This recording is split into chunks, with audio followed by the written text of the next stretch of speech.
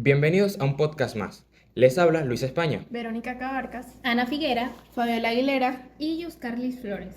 El tema de hoy resulta interesante ya que surge de una actividad universitaria.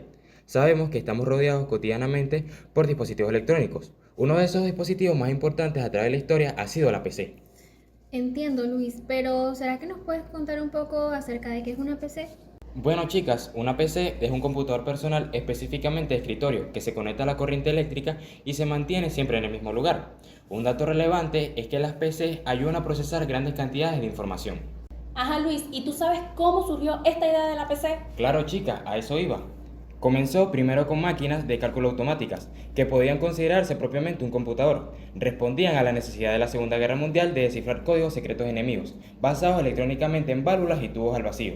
Mira, Luis, pero te voy a decir un dato curioso rapidito. Alan Turing creó una máquina que ayudó a terminar esa Segunda Guerra de la que tú estás hablando. Qué interesante, Verónica. Como venía hablando de las válvulas y los tubos al vacío, estos fueron sustituidos por transistores, permitiendo así las máquinas ser mucho más pequeñas y reduciendo además su consumo eléctrico. Avanzó así por la invención de circuitos integrados que ayudaron a procesar información rápidamente. Entre los años 1972 a 1980, los componentes electrónicos que le comenté propiciaron la aparición de microprocesadores, que son nuevos circuitos integrados, el cual reúnen todos los elementos fundamentales de la computadora y que empezaron a llamarse chips. En estos años se conocieron las primeras computadoras personales. Ya a partir del año 1983 hasta el 2019, la PC se hizo más portátil, liviana y cómoda, e incluso expandió sus fronteras de uso gracias a las posibilidades de la informática. El computador ya ni siquiera necesita estar fijo en una habitación, sino que también puede viajar con nosotros. Ya desde 2019 hasta nuestro futuro próximo, poco se sabe de la generación de computadoras que está por venir. Los grandes adelantos han sido la inteligencia artificial, la computación cuántica y algoritmos de aprendizaje que prometen un futuro altamente automatizado y de enormes potenciales industriales. Todos esos componentes de los que hablaste, Luis, están clasificados en dos partes, por el hardware y el software. El hardware es el soporte físico y el software es lo intangible de los programas. El hardware interno está conformado principalmente por la placa madre, que esta es la placa principal de cualquier sistema informático al que todos los demás dispositivos se conectan.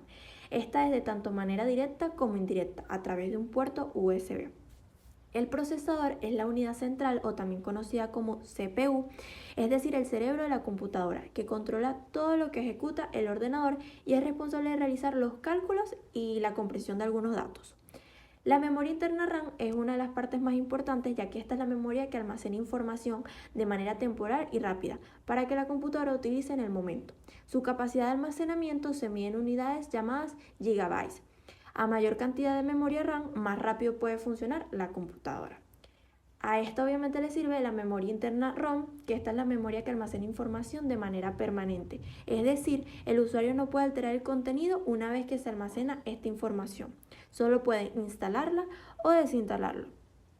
La placa de video es un dispositivo que permite a la computadora mostrar imágenes en el monitor. Esta requiere de la instalación de un software para que le indique a la computadora cómo usar esa placa de video. Y por último, la placa de sonido, que es un dispositivo de hardware interno que se conecta a la placa madre y se clasifica según los canales que utiliza. La función principal de la placa es permitir a la computadora reproducir sonidos. Bueno, ahora siguiendo con los componentes del hardware externo, tenemos que está conformado por dispositivos de entrada, dispositivos de salida y dispositivos periféricos. Entre los dispositivos de entrada tenemos el teclado y el ratón. Estas son piezas que reciben datos sin procesar y que la computadora puede procesar a través del correspondiente software, y es por ello que se denominan dispositivos de entrada. Los de salida, en cambio, son piezas que envían hacia afuera los datos procesados por la computadora. Y hay dos tipos de estos, que serían los de salida temporal, como por ejemplo lo es el monitor, y están los de salida permanente, como lo es la impresora. Por último, están los dispositivos periféricos, que son la mayoría de los dispositivos de entrada y de salida que se consideran componentes del hardware externo, que podrían decirse que son poco esenciales porque la computadora puede funcionar sin estos. Ahora siguiendo con el software, esta es la parte intangible de la computadora, así como bien lo dijo Verónica. Y existen dos tipos de este. El software de sistema, que son los programas preinstalados en la computadora que permiten dar soporte a otros programas instalados por el usuario. Unos ejemplos de estos son los sistemas operativos Windows y Mac OS. El otro tipo de software es el de aplicación. Estos son los programas que no tienen que ver con el funcionamiento del equipo, sino que son instalados por un usuario para realizar funciones determinadas. Por ejemplo, las hojas de cálculo, los procesadores de palabras, programas de bases de datos y navegadores de Internet. El software se encuentra en forma de códigos que contienen instrucciones para que el hardware sepa qué hacer. Sin estos programas, la mayoría de los dispositivos del hardware no serían útiles. Después de haber oído hablar de la PC y sus componentes, debemos de saber que es importante comprender la cantidad de contaminación que se genera al fabricar una computadora. Esta, durante su producción de componentes electrónicos, se utilizan materiales como lo es el plástico, el metal, que pueden ser perjudiciales para el medio ambiente y la salud de las personas que la fabrican. Además, se requiere una gran cantidad de energía para producir componentes como procesadores, memorias y discos duros, lo que genera emisiones de gases de efecto invernadero. La mayoría de los ordenadores utilizan energía eléctrica para funcionar y la generación de ella muy a menudo proviene de fuentes no renovables, como los combustibles fósiles.